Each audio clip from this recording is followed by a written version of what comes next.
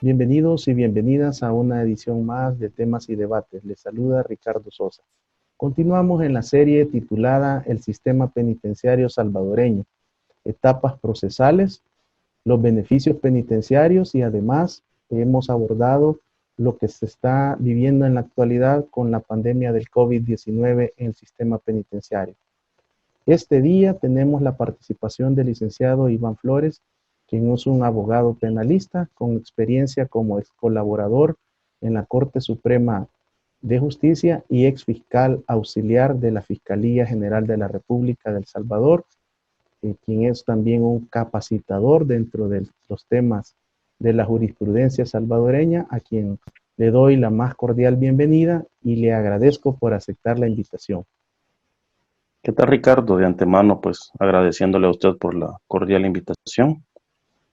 Pues aquí estamos para abordar el tema, la temática que se ha solicitado, las diferentes etapas del proceso penal salvadoreño y pues haciendo enfoque o énfasis respecto de la vista pública, que es la final ordinaria del proceso, en la cual pues dos situaciones se pueden dar, o una condena o una absolución. Pues aquí estamos para aclararle dudas, cuestionamientos familiares en esencia de las personas que en la actualidad están privadas de libertad, ya sea en un recinto penitenciario o en una bartolina policial. Estoy a sus órdenes, Ricardo, y adelante los cuestionamientos, la discusión que podamos tener. Licenciado, quiero reiterarle que este programa está dedicado especialmente para los familiares de los privados y privadas de la libertad. Es un programa, es una serie de programas que pretende traer conocimiento, orientación, asesoría y que puedan utilizar todas las herramientas que el sistema legal, jurídico, procesal le permite para poder ejercer una defensa técnica adecuada de sus familiares. En esa dirección, ¿cómo inicia este proceso desde el momento que se gira una orden de detención o captura, como es conocida en el ambiente salvadoreño? Muy bien. Existen dos modalidades por las cuales una persona puede ser capturada. La más común y la más conocida a nivel de medios de comunicación o eventualmente delitos graves es la administrativa, que es la detención que ordena la Fiscalía General de la República cuando a su criterio ha finalizado una investigación y a su criterio la investigación ha sido exitosa y que por lo tanto considera debe de girarse una orden de captura para, lógicamente, capturar a esta persona y eventualmente ser puesto a la orden de las autoridades para iniciar el proceso. Esa es la primera de las aristas. La segunda de las aristas es la captura en flagrancia, que la flagrancia no es nada más y nada menos que la captura inminente de la persona una vez se haya cometido un aparente hecho delictivo, y esta dura 24 horas a partir del cometimiento del hecho delictivo. Esas son las dos circunstancias por las cuales se puede capturar a una persona. Orden administrativa girada por fiscalía y flagrancia, la cual generalmente puede ser hecha la captura por un agente de la Policía Nacional Civil, un particular, pero este particular debe poner a disposición del capturado inmediatamente la autoridad policial o del agente policial. Esas son las dos modalidades. Ahora bien, una vez estas personas han sido capturadas, ya tienen la calidad lógicamente de persona detenida. La Fiscalía General de la República a partir de ese momento tiene 72 horas corridas para efecto de poner a la orden y disposición juzgado de paz o juzgado especializado, que será quien controlará de las primeras diligencias y de la eventual medida a imponer para efecto de que se resuelva su situación jurídica. 72 horas, ¿sí? Una vez estas personas han sido puestas a la orden de la autoridad, ya sea, como reitero, juez de paz o juez especializado, el juez tiene que señalar una audiencia. Tiene hasta 3 días para señalar una audiencia inicial. No, generalmente se comenta en la población, en las personas que no son conocedoras del derecho, que la persona única y exclusivamente son 72 horas las que pasará detenida, ¿cierto? puede pasar hasta 6 días mientras se resuelve su situación jurídica, ¿ok? Entonces, una vez la persona es puesta a la orden de la autoridad competente, el juez decreta un término, por lo general decreta un término para efectos de señalar la audiencia y eventualmente celebrarla, que puede durar, como les reitero, hasta 3 días. Bien, una vez llegamos a la audiencia inicial, existen una gama de posibilidades o si pueden dar. La más común es o se le decreta la detención a la persona, es decir, la persona va a pasar a ser detenida y va a esperar durante un cierto tiempo que se señale una nueva audiencia y se realicen otras diligencias en la siguiente etapa de la cual ya más adelante vamos a hablar, o es puesto gozando de medidas sustitutivas o alternativas a la detención. Esas grandes rasgos, esas dos situaciones en las que nos podemos encontrar. Habrán opciones, habrán otras cuestiones que se pueden resolver y mediante la cual se puede tener un resultado favorable a favor de la redundancia. ¿Cómo cuáles? Una conciliación. Habrán delitos que admite una conciliación, como por ejemplo, un ejemplo, el delito de estafa. Usted lo puede conciliar, se ponen de acuerdo víctima, procesado, llegan a un arreglo sustancial, lo acorde a las necesidades de ambas partes, y este acuerdo una vez materializa y se le hace saber al señor juez. Y pues la persona, pues lógicamente, habiendo cumplido o comprometido a cumplir los acuerdos pactados en la Constitución, es puesto en libertad. Esa puede ser una de las dinámicas. Habrán también procedimientos especiales que se conocen en la práctica como salidas alternas. Un procedimiento abreviado que, como su palabra lo dice, abrevia el procedimiento, finalizamos el mismo, puede ser en la etapa, dependerá también de la anuencia de Fiscalía General de la República de lograr ese beneficio. Quiere decir que si la persona logra el beneficio del procedimiento abreviado, que es un procedimiento especial, esta persona debería, si es que se negoció una pena menor de 3 años, salir inmediatamente ese beneficio.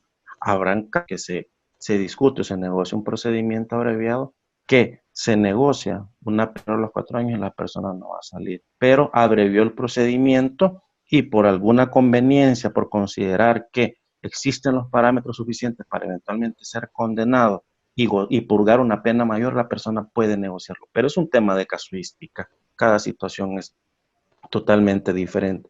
Enfocándonos en la audiencia inicial, en esencia, lo que se va a resolver, en esencia, que habrá una cantidad de situaciones que se puedan presentar. Si se le aplica o no una medida cautelar al procesado. Si se le aplica la medida cautelar más gravosa, el procesado quedará detenido. Si esta persona se logra establecer que tiene arraigo suficiente y el delito lo permite, esta persona puede salir en libertad y afrontar lo que resta del proceso, gozando medidas a la detención provisional. Y como usted me lo dijo, Ricardo, ese programa también está enfocado para personas que tienen dudas y tienen incertidumbre respecto de si una persona puede salir o no, ¿verdad? ¿Y por qué la persona puede quedar detenida? ¿Por qué no puede quedar? Quiero enfocarme en esto. Habrán delitos graves que la ley excluye de la acción de medidas alternativas a la detención provisional, en los cuales sí se puede aplicar medidas. Por ejemplo, el homicidio y extorsión. Esa normativa y esa excepción que plantea el legislador en el Código Procesal Penal puede eventualmente diferente, es decir, puede ser dable de gozar de medidas sustitutivas a la detención provisional una persona que está siendo procesada por un delito grave. Llámese esta extorsión, este homicidio, llámese un delito relacionado a las actividades relativas a las drogas. Y es que la Sala de lo Constitucional en su momento oportuno ha manifestado en sentencias reiteradas que la detención provisional no se debe de aplicar de manera automática solo per se porque el delito es grave.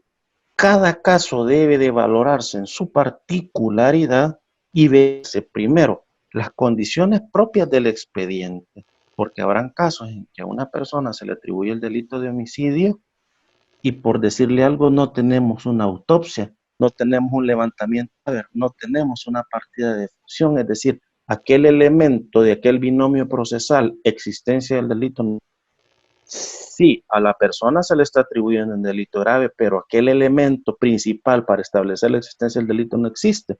Pero hay muchos jueces que solo porque verifican y observan que el delito es grave, automáticamente aplican la detención provisional. Entonces, la Sala de lo Constitucional ha referido y ordenado que no puede ser así.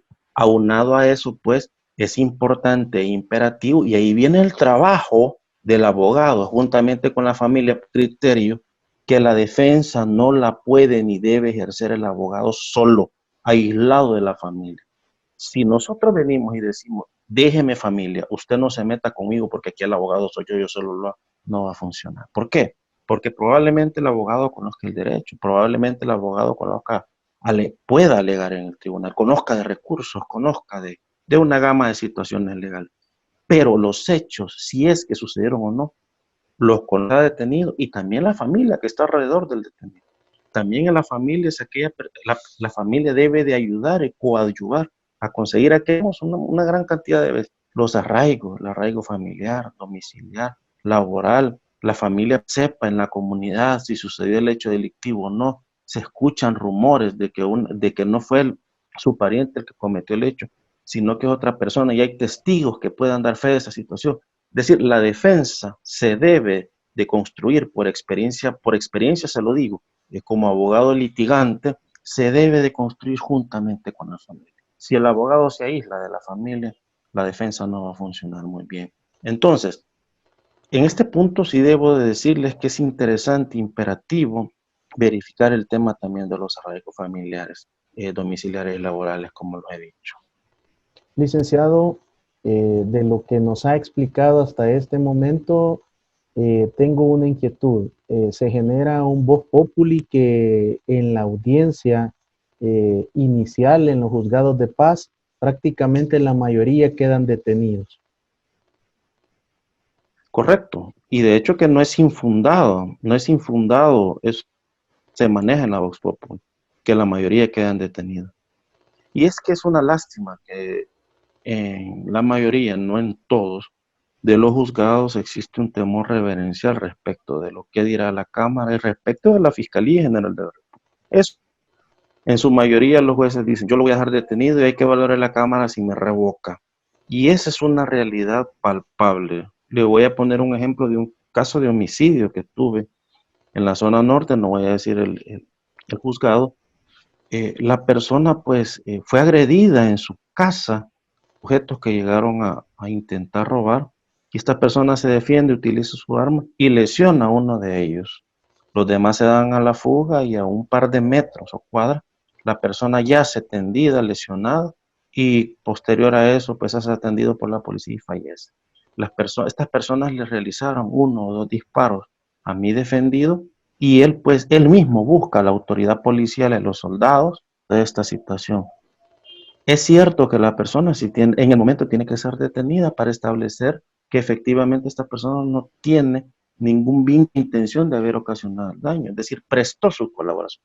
Pero a pesar de eso y a pesar de esas circunstancias, lógicamente la persona fallece, la fiscalía llega acusando, pero con total dureza a mi representado de homicidio.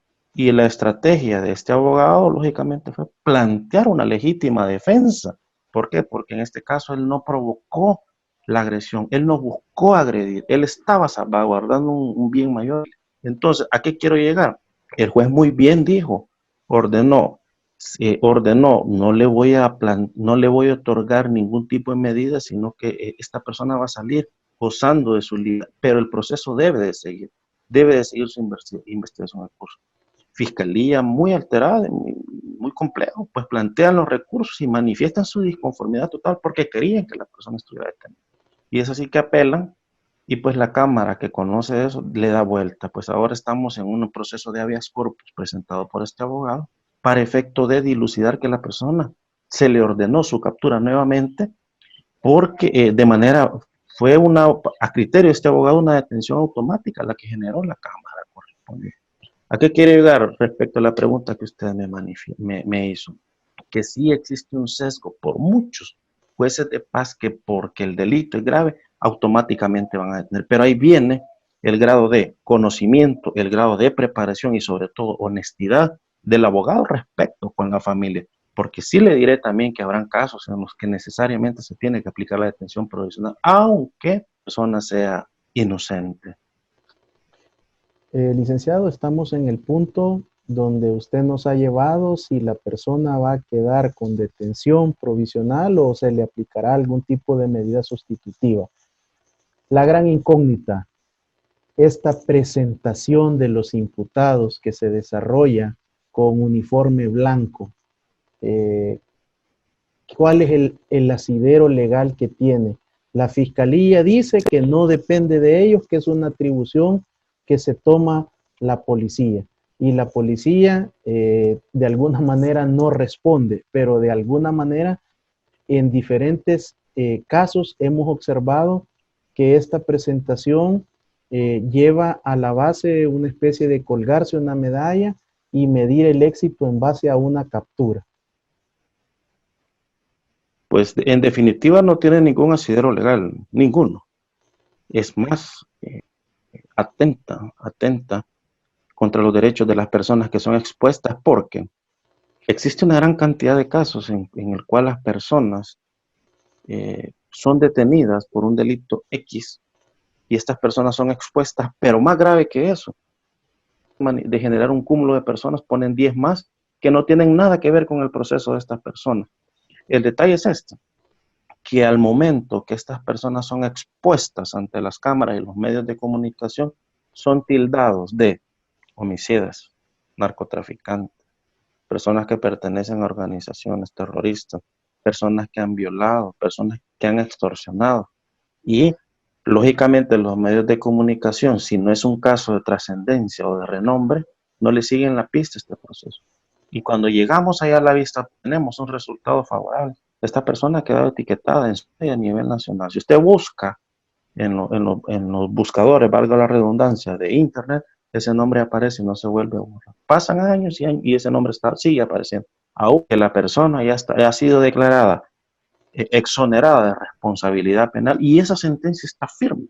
Esta persona queda etiquetada de por vida. Y tengo que serle franco, no existe un asidero legal para efecto de decir eso. Ahora bien, sí es cierto que la representación fiscal pone a la orden de la policía para que la policía resguarde previo a la audiencia a las personas. En ese momento es que la policía lo hace.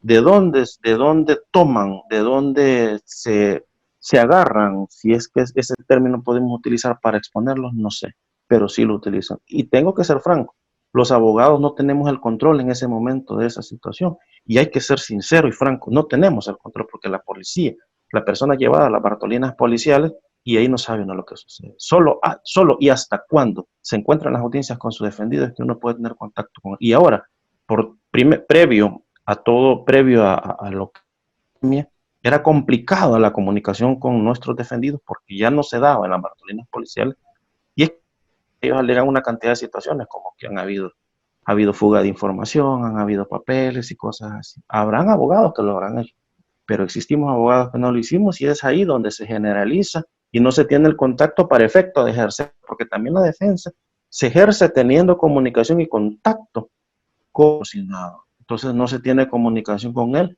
Fíjese, no se tiene comunicación con el procesado, ni mucho menos se va a tener control respecto a lo que se hace a ellos. Hay ocasiones en las que se toma 20 personas y se van a exponer también en las presentaciones que hace la policía. No tienen nada que ver en ese operativo, que ver con las capturas que se hicieron, pero igual son cuestiones que salen del control de nosotros los abogados que ejercemos en la actualidad por defensas técnicas. Licenciado, ¿por qué no se ha visto ningún tipo de demanda contra el Estado o contra alguna de las instituciones por este tipo de presentaciones de imputados? Y le pregunto más específicamente, ¿usted ha tenido algún proceso de este tipo donde el que se condenó mediáticamente y fue culpable para todos queda en libertad, es absuelto completamente, no tenía nada que ver en el proceso, pero fue condenado ya para la sociedad? Sí, por supuesto. No tengo conocimiento en determinado momento se han incoado acciones respecto de esas presentaciones fraudulentas que se hacen de estas personas. No he incoado alguna acción porque lógicamente para poder incoar debo de tener el aval de mi representado, en este caso la persona que estuvo detenida en aquel momento y fue expuesta. La experiencia, debo decirle que la persona, una vez resuelve su problema, no quiere ni tiene la intención de volver a tener contacto con las autoridades, ya sea como procesado ni mucho menos demandándolos. La experiencia me dice eso, entonces nosotros no podemos actuar sin el aval, es decir, sin el consentimiento, porque lógicamente quien fue el acreedor directo del daño en menoscabo fue esta persona que fue expuesta. Ese es el primer punto. Por supuesto que he tenido casos en los cuales mis clientes han sido expuestos en los medios de comunicación y han sido puestos en libertad. Cuando usted me lo preguntaba, se me vino a la mente un caso que tuve relacionado a un delito donde se le atribuía un delito de narcoactividad a mis clientes y pues fueron expuestos en todos los medios de comunicación, todos los medios escritos del país, medios digitales, medios internacionales, porque si lo buscamos en las redes sociales, llámese YouTube, Facebook, Google, ahí encuentran los nombres y todas las imágenes y todas las noticias de ellos. Estas personas pasaron 2 años procesados y fueron absueltos. Fueron absueltos y pues cuando fueron absueltos los medios de comunicación no llegaron. No se asomaron, no tienen conocimiento y pues en esencia las personas se mantienen en las redes sociales sus nombres, no obstante ya haber sido absueltos, está firme su sentencia absolutoria. Muchas gracias, licenciado, por esta explicación tan entendible. Creo que ha sido muy clara para todos y todas. Y al regresar, conoceremos el siguiente paso luego del caso que vamos a manejar en este programa, que es la detención provisional enviado a uno de los centros penitenciarios salvadoreños. Regresamos.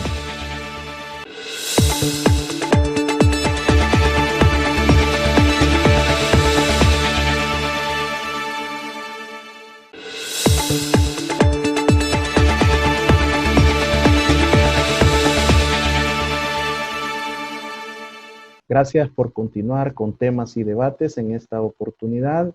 Continuamos con la serie El Sistema Penitenciario Salvadoreño y en este programa estamos abordando el proceso penal desde el momento de la captura hasta que existe una sentencia condenatoria o absolutoria. Para eso nos acompaña el licenciado Iván Flores, abogado penalista, ha trabajado como colaborador en la Corte Suprema de Justicia y ha sido también fiscal auxiliar de la Fiscalía General de la República.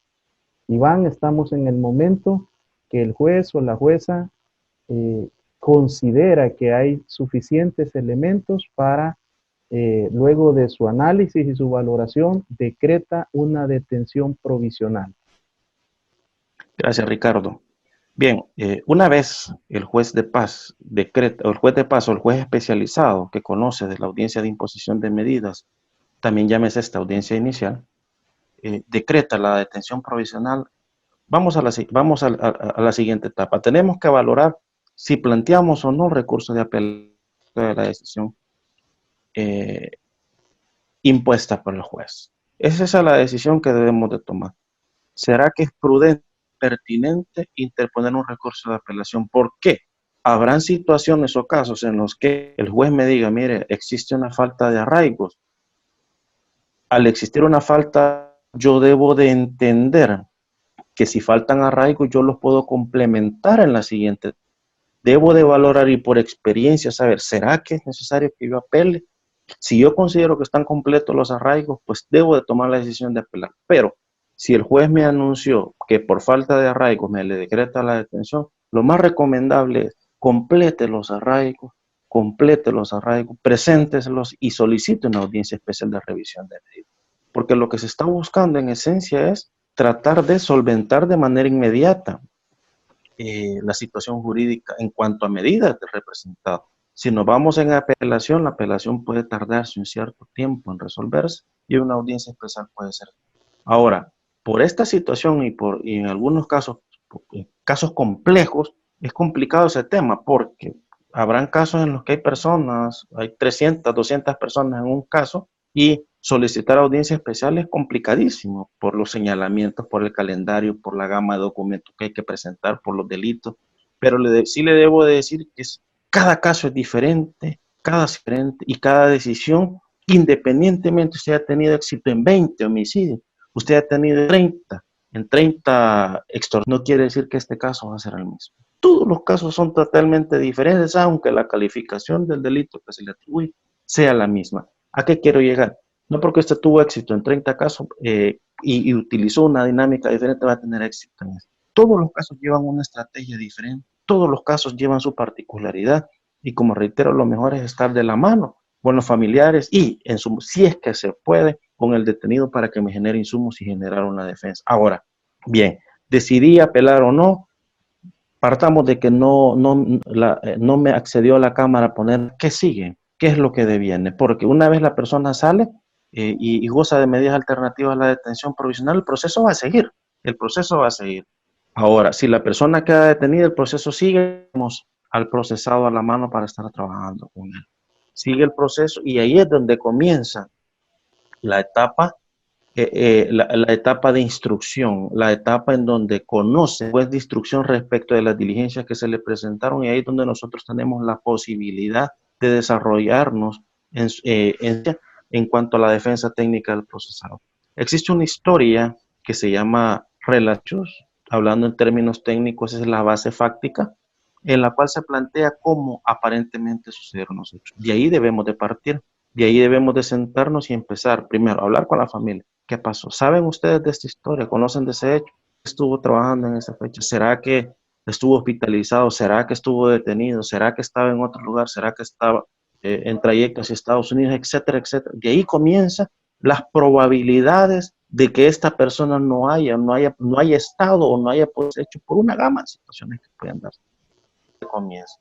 De repente puede darse el caso que esta persona estaba en el extranjero y salió vía aérea. Ahí comienza el trabajo del abogado. Haga las peticiones hacia el juez o al fiscal del caso para efecto de que le pida los informes correspondientes. Y si no lo quiere hacer, trate de gestionar. Trate de gestionar en la dirección de Migración y Extranjería pidiendo los informes correspondientes. O si estuvo hospitalizado, pida los informes al hospital, pide el expediente clínico y hoy con el tema del acceso a la información se los pueden dar. Si usted acredita que efectivamente tiene interés legal, le tienen que dar la documentación. Entonces, es un tema de persistencia y es un tema de trabajo.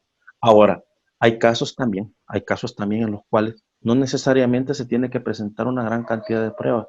El proceso por sí solo va a ir sacando a esta persona. ¿Por qué digo esto? Hay casos en los cuales no existen pruebas robustas, hay casos en los cuales no existe ningún elemento contundente de participación y ni mucho menos de existencia en un hecho delictivo. Conozco un caso en el cual ejerzo la defensa, en la cual se le atribuye un delito de homicidio a mi representante, que estamos en esa lucha para efecto de que él salga. Y este tema de la pandemia ha venido a detener todo, porque estoy esperando cámara para efecto, porque el tribunal especializado ya me ordenó la libertad, pero Fiscalía apeló, pues la persona tuvo que quedar detenida en el efecto suspensivo. Estamos esperando que la Cámara nos resuelva, pero este tema de la pandemia nos retrasar y por la suspensión de término. Ahora, a lo que quiero llegar es que esta persona está procesada por homicidio y es el caso que les planteé al principio. No tenemos la existencia legal de este fallecimiento. En un homicidio, cuando ha habido violencia, generalmente debemos de tener una autopsia, un levantamiento de cadáver, debemos de tener un reconocimiento de levantamiento de esta y la partida, que es el documento legal con el cual se establece la muerte. Similar como cuando nacemos, ¿verdad? Necesitamos una partida de nacimiento para establecer también el nacimiento, valga la redundancia. No tenemos todo eso, no obstante, él está siendo procesado por homicidio. Dicen que esta persona lo mató y supuestamente dónde quedó, pero no tenemos eso. El caso por sí solo se va desvaneciendo y no se va robusteciendo en el proceso. Con esa documentación ya sabemos cuál es el resultado lógico. No por sí tenemos que ir presentando una gran cantidad de testigos porque algunos casos, según la historia fáctica, suceden en hechos cerrados, suceden en recintos donde todo está cerrado y es bien difícil corroborar o conseguir testigos que digan que observaron que los hechos no pasaron. Entonces, cada caso es diferente. A eso quiero llegar. Cada caso lleva una dinámica totalmente diferente. Todos los casos son diferentes.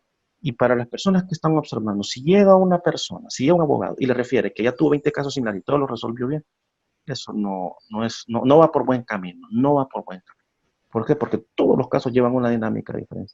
La recomendación es que se genere una estrategia de trabajo. No hay que hacer un cuadro complicado, un cuadro mágico, una estrategia de trabajo y empezar a ver la fortaleza y debilidades del proceso y planteárselas a los clientes, en este caso, a los familiares de la persona que está vinculada al proceso. Bien, va avanzando la etapa de instrucción y existen situaciones en las cuales consideramos que podemos desvanecer el proceso. Hay que hacer las peticiones, señor juez, porque la etapa de instrucción es en esencia la preparación de la consiste en la recolección de aquellos elementos que eventualmente van a servir para ser discutidos en la vista pública. En su mayoría, cuando son casos complicados, los procesos pasan a la siguiente etapa, pero habrán casos en los que se logra recolectar documentación, prueba sumamente pertinente, útil y legal, y desvanece la participación de la persona en el hecho que se le atribuye. El proceso generalmente no pasaría, los hechos se logran desvanecer, pero también tenemos un sesgo que se ha materializado constantemente, que basta con que la fiscalía acuse y el juez no hace un mayor esfuerzo de analizar y subimos a la última etapa. Esa es una situación que se da en una constante. No obstante, tengo que decirlo, que existirán jueces y juezas que sí, al verificar que faltan algunos elementos sobre se emiten resoluciones favorables. Tendrá que pasarse un siguiente filtro que es cámara respecto a ese sobreseimiento, pero tengo que decirles que existe una gran mayoría que solo por el hecho de ver una gravedad de un delito acaecen a la siguiente etapa procesal, etapa del juicio. No obstante, como les reitero, si se ha planteado una buena defensa en cuanto a presentar peticiones correspondientes, en cuanto a estar presente a todas las diligencias, en cuanto a eventualmente estar reunido con la familia, conocer el expediente como tal, no se necesita tener el cúmulo de expedientes en la oficina, se necesita sacar el extracto, la médula de el proceso para efecto de tener conocimiento y ejercer la defensa como tal. Entonces, tengo que llegar a esto. Existe una gran cantidad, como lo dije, de autoridades judiciales que no filtran los procesos, que hay muchos procesos que deben de quedar en etapa de instrucción, pero subimos siempre la etapa de juicio y en muchas ocasiones los jueces sentenciadores dicen, bueno, ¿cómo es que subió este proceso a esta etapa? ¿Cómo es que llegó? No debería haber llegado a este proceso a esta etapa, no deberíamos haber mantenido a esta persona 6 meses más detenido, 4 meses más detenido, si esto se pudo haber resuelto abajo. Y de alguna manera eso vendría también a descongestionar el sistema de justicia, que está sumamente congestionado y en la actualidad, por todo este retraso que se ha tenido por la suspensión de plazo, va a estar sumamente más colapsado. En la audiencia preliminar, ¿puede haber sobreseimiento o necesariamente tiene que avanzar el proceso?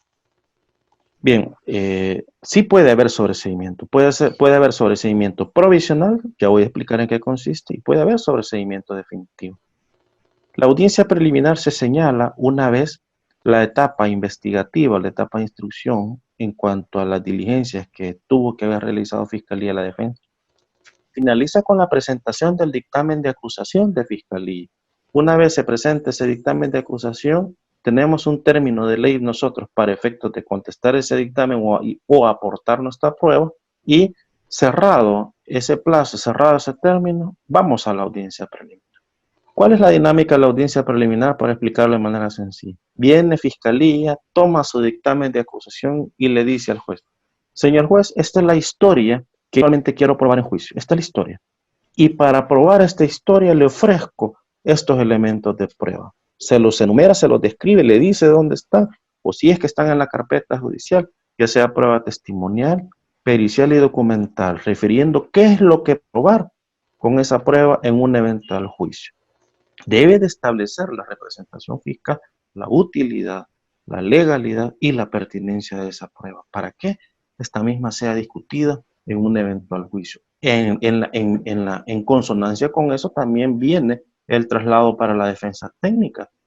La defensa técnica en esencia también hace la tesis fáctica y pues empieza a valorar si los elementos probatorios, o a discutirlos, a hacerle ver al señor juez o jueza si los elementos probatorios son suficientes para que este mismo proceso siguiente etapa procesal. Si se considera que no son suficientes, pues se tiene que alegar en ese sentido, pero con base, ¿verdad? Con base y con seriedad respecto del caso que se establece. No podemos perder de vista antes de llegar al tema que el abogado defensor como fiscalía y lógicamente el juez están en medio de dos derechos importantísimos. Por una parte, el derecho que tiene la víctima a que se le haga justicia, si es que sí fuera, y por otra parte también el derecho del procesado a que se le resuelva su situación jurídica de manera favorable, si es que existen elementos, o que por lo menos de manera rápida y efectiva se pase a la siguiente etapa para que su situación jurídica se pueda resolver ahí. Esos son los derechos con los que jugamos, los que estamos en el medio de un proceso judicial. ¿Por qué puede sobreseer definitivamente un juez? Cuando existan elementos suficientes para establecer que existió o que el hecho no se puede corroborar. Sobreseimiento definitivo, un cierre de tajo. Lógicamente, esa decisión puede estar supeditada a control de una cámara, la cámara que conozca de ese tribunal. Y viene también el sobreseimiento provisional. El sobreseimiento provisional se da cuando el juez, no obstante existir elementos, los que no están completos para efectos de acaecer a la siguiente etapa procesal. Y los debe de enumerar cuáles son los que considera que si se dicta un sobreseimiento provisional, un plazo de un año, un plazo máximo de un año para efecto de que Fiscalía recolecte esos elementos, si es que lo puede hacer, se los presente, se valoren y se verifique si efectivamente se han completado y poder acceder a la petición de subir a la siguiente etapa procesal. Han habido casos en los que presentan los elementos que según Fiscalía son los que hacían falta, y el juez dice, no señor, estos no son los elementos que yo requerí para efectos de subir a la siguiente etapa procesal. Como les reitero, todo es un tema de casuística, ¿verdad? Pero lo que sí es que el sobreseimiento provisional deja en suspenso el proceso por un año. Ojo, no obstante dejarlo en suspenso, el procesado o procesada no queda sometida a ninguna medida cautelar. ¿A qué quiero llegar? Si la persona se le decreta o dicta un sobreseimiento provisional en su favor, esperamos un término de 5 días para efecto de verificar si Fiscalía apela o no, y pasados esos 5 días la persona puede estar en libertad si Fiscalía no apeló, ¿ok? Esta persona sale sin ninguna restricción más que la obligación de presentarse al llamamiento si es que se reabre el proceso, de presentarse a la audiencia o de presentarse a cualquier llamamiento que la autoridad judicial le realice. Licenciado, en el caso que estamos valorando en este programa por efectos de interés de los familiares de las personas que están en detención, la etapa de la audiencia preliminar continúa el proceso en detención. ¿Qué sigue para la persona previo a la sentencia? Muy bien, veamos. Una vez dictados, ya sea un sobreseimiento provisional o un sobreseimiento definitivo, el proceso se queda. Si es definitivo, pero pasado un término de 5 días, Fiscalía no apeló, el proceso se cierra definitivamente. Ya no se puede reabrir. Como dije, si es un sobreseimiento penal, tiene que pasar un año para verificar si va a presentar las diligencias, pero la persona no queda sometida a ningún procedimiento. Bien, pero está la otra resolución que se puede emitir. Dictar un auto de apertura a juicio y, en palabras simples, ordenar que el proceso pase a la vista pública. Si el juez de instrucción ordena que el proceso pase a la vista pública, debemos de entender lo siguiente: que el juez o jueza admitió en su totalidad o en su mayoría la prueba que Fiscalía ofertó para efecto de discutir en juicio. Admitió la prueba. ¿Qué quiere decir? Que al admitir la prueba, esa prueba va a ir a ser discutida y valorada por un juez de sentencia en el juicio. La dinámica de aquella audiencia es totalmente diferente a la dinámica que se plantea en la audiencia preliminar. Llegamos al juicio, la audiencia es totalmente diferente. En el juicio se genera la esencia del debate, hacemos los planteamientos iniciales en cuanto una vez se nos otorga la palabra, que es la orientación de la defensa, hacer los planteamientos de cómo vamos a orientar la defensa, cuál va a ser nuestra estrategia. Bien plantea su estrategia de acusación y plantea cómo va a probar los hechos, igual nosotros en calidad de defensores. Bien, una vez pasa esto, iniciamos con el debate propiamente dicho. Generalmente y por orden se juramentan a los testigos tanto de cargo como de descargo, y es así que por orden también se inicia con la declaración de los testigos de cargo, que los testigos de cargo lógicamente son los testigos propuestos por la Fiscalía General de la República para probar el hecho que se le acusa o se le atribuye a las personas. Sí, con un interrogatorio directo que en este caso lo va a asumir la persona que lo propuso. Los testigos de cargo, lógicamente, los propone la Fiscalía General de la República y comienza a interrogarlos, Existe una técnica para interrogar personas. No es que aquí no funciona aquello que muchas personas creen que se da similar a las películas, que se le grita al testigo, que se maltrata al testigo, que el testigo puede venir y sentarse y contar todo lo que se le... Eso no funciona así, para que también las personas comprendan y entiendan que en el juicio se lleva un control, existe una técnica para interrogar. En el interrogatorio directo existen unas características propias de qué tipo de preguntas y cómo se deben de formular. Aquí no funciona como que testigo, no, eso no lo puede hacer. El abogado no puede gritarle a un testigo, ni el defensor. El testigo tampoco puede llegar a contar todo lo que se le ocurra. El testigo tiene que ir siendo conducido por el interrogador, en este caso ya sea fiscalía o el defensor. Por otra parte, también no funciona aquello de que nosotros le damos la respuesta en la misma pregunta a los testigos, ¿verdad? Como sucede en las películas y las personas entienden y creen que así se da el juicio. El juicio no funciona de esa manera. Probablemente en otros países, probablemente, o en las películas, pero en El Salvador no sucede así. Todas las preguntas que está haciendo el abogado directo, en este caso en un inicio fiscalía, son controladas también por nosotros los abogados defensores en un contrainterrogatorio. Es decir, las preguntas que hacemos posterior al interrogatorio que realizó fiscalía. Termina con su interrogatorio directo, venimos y nosotros controlamos eso. ¿Y qué es lo que buscamos en el contrainterrogatorio para que lo sepa? Tratar de, primero, desvirtuar lo que la persona ha dicho en el interrogatorio directo. Tratar de lograr generar una contradicción de un elemento que nosotros consideramos que no es cierto. Existirá un caso en que la persona diga que el día de los hechos estaba en el lugar X, pero nosotros con la investigación que se ha realizado hemos logrado establecer que esta persona se encontraba en otro lugar. Y para eso el contrainterrogatorio, para hacer caer en duda lo que ha dicho esta persona en el interrogatorio directo. Eso es en cuanto al interrogatorio de testigos, la prueba, entre paréntesis, madre del proceso, los testigos. En esencia, esa es la prueba vinculante y determinante, no al 100%, porque hay otros elementos que tienen que venir a cerrar el círculo. Prueba documental. Prueba documental puede ingresar alguna inspección realizada por la policía, puede ingresar los reconocimientos de fotografía, puede ingresar la prueba por informe, algún informe, por ejemplo, que viene, ¿qué ejemplo le puedo poner? Del Ministerio de la Defensa Nacional, en donde informan de que una persona sí tiene armas registradas a su nombre, pero, y también tiene matrícula, pero que esta matrícula está vencida, es una prueba. Entonces, ese tipo de prueba también tiene que verificarse y vincularse y también con la prueba pericial. Gracias, licenciado. Llegamos al corte. Ha sido muy interesante este recorrido que hemos hecho por esta etapa procesal y estamos por llegar al momento de la sentencia. ¿Será absolutoria o será condenatoria? Lo sabremos al regresar.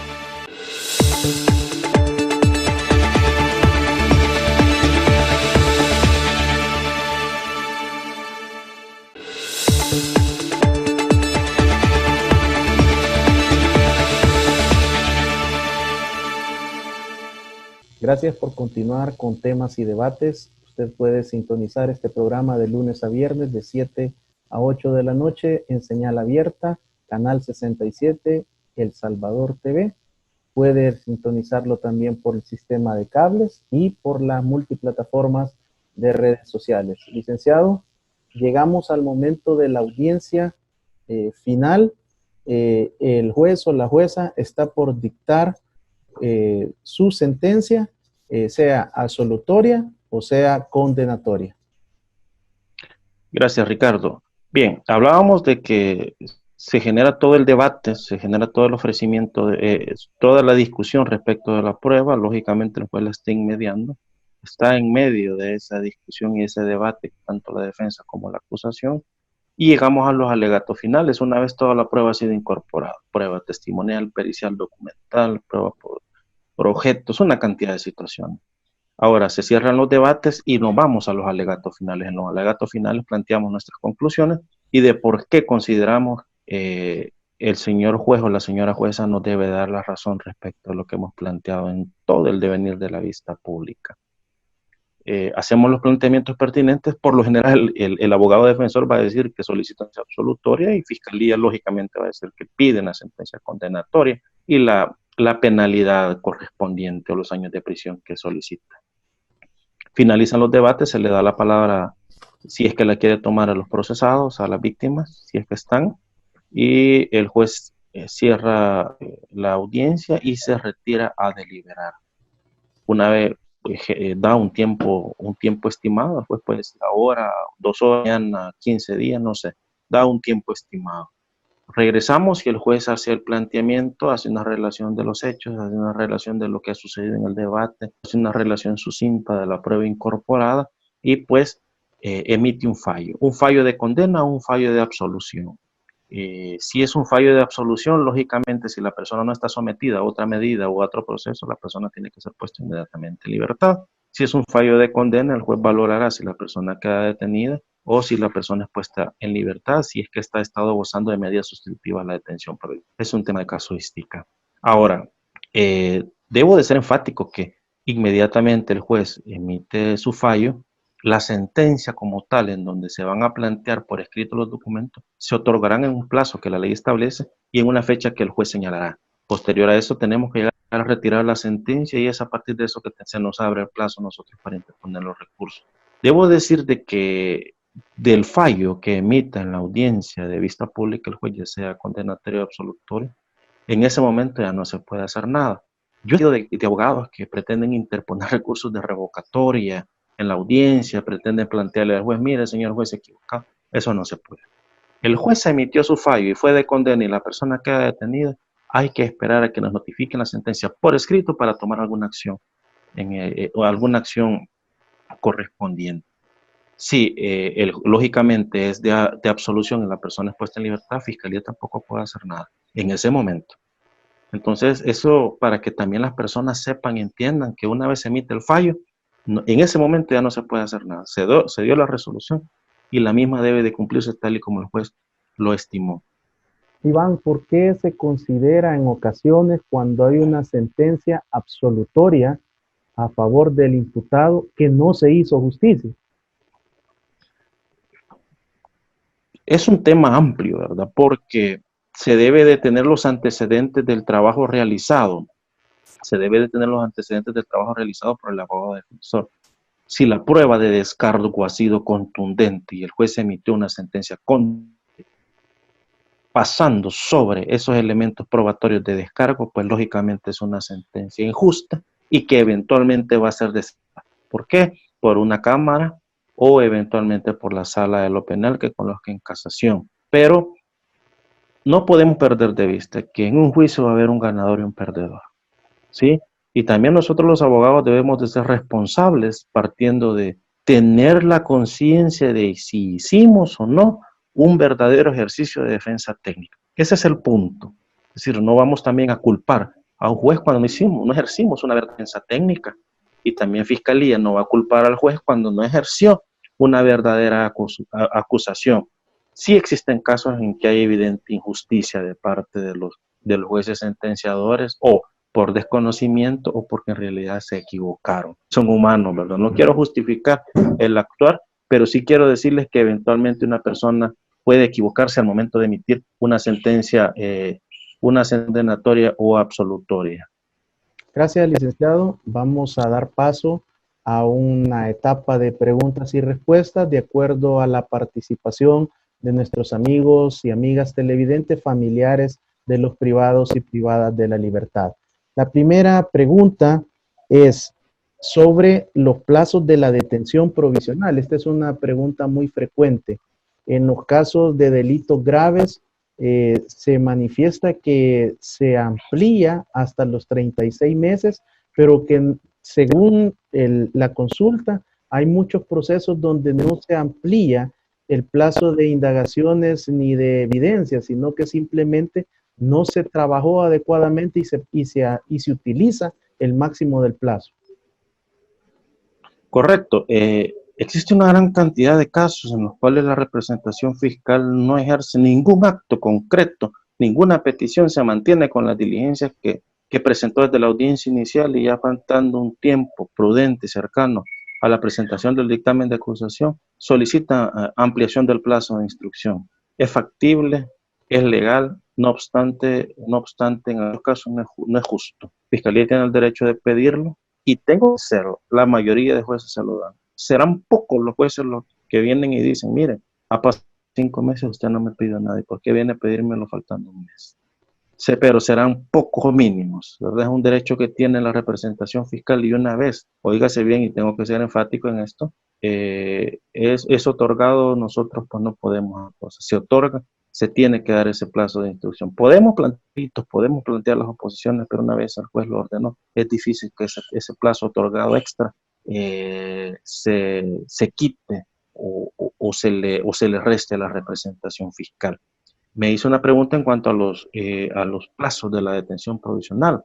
En cuanto a los delitos menos graves, pues la detención provisional es de 1 año como máximo, y en cuanto a los delitos graves, 2 años, si no se ha emitido sentencia, y si esos 2 años acaecen durante entre el ínterin de la presentación o la tramitación de recursos, después de la sentencia se puede ampliar hasta 1 año más la detención, 3 años. Lo interesante y lo ideal aquí es que esto se resuelva antes de los 2 años, pero hay muchos casos en los cuales se llega a los 2 años como tal, no se ha realizado una vista pública, la persona tiene puesta inmediatamente en libertad, gozando de medidas que garanticen su comparecencia a los llamados que le haga la autoridad judicial. Gracias, licenciado. La siguiente pregunta es de la familia Martínez. Manifiesta que tienen un familiar en el penal de máxima seguridad en Zacatecoluca y que si todos los delitos que se imputan por crimen organizado y pandillas tienen un plazo máximo de 36 meses o es por ley que tienen que esperar 36 meses. No es por ley que las personas tienen que esperar 36 meses para que se les resuelva su situación jurídica. Yo le puedo hablar de casos en los cuales tuve un caso de un delito relacionado a narcoactividad en el Departamento de La Paz, que la audiencia de vista pública se reprogramó 10 veces aproximadamente. Se reprogramó porque no había traslado, se reprogramó porque Fiscalía no llegaba, se reprogramó porque Fiscalía en algún tiempo no tuvo vehículo, se reprogramó porque uno de los abogados de la defensa se enfermó, se reprogramó porque como 3 veces no trasladaron. Una vez la autoridad, el juez que ejercía la autoridad judicial se enfermó, de tal manera que como a la 12ª vez se hizo la audiencia. Eso genera una dilatación en el proceso. Ese es un ejemplo que le puedo poner.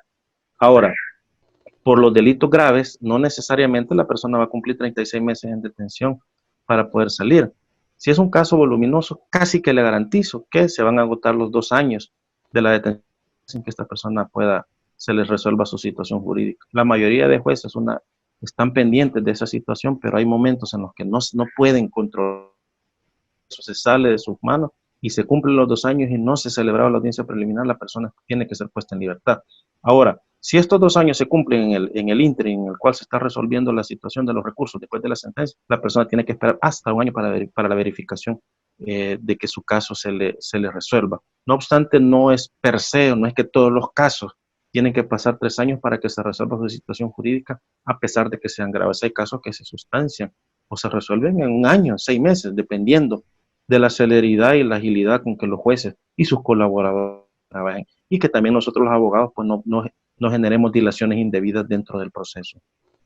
La siguiente consulta es del señor Velázquez y nos consulta: tengo un familiar en una de las fases de Izalco por delito grave, pero no se me brinda información luego de 5 meses de su detención y enviado a ese penal. Es complicado, la verdad, hasta para nosotros los abogados, es un momento complicado el ingreso, especialmente a ese recinto. Yo hace 1 año aproximadamente tenía que notificarle una diligencia que íbamos a realizar a un defendido, y pues fue una cosa complicadísima llegar. Tengo una gran cantidad de documentos por las situaciones propias que se han dado en esos recintos.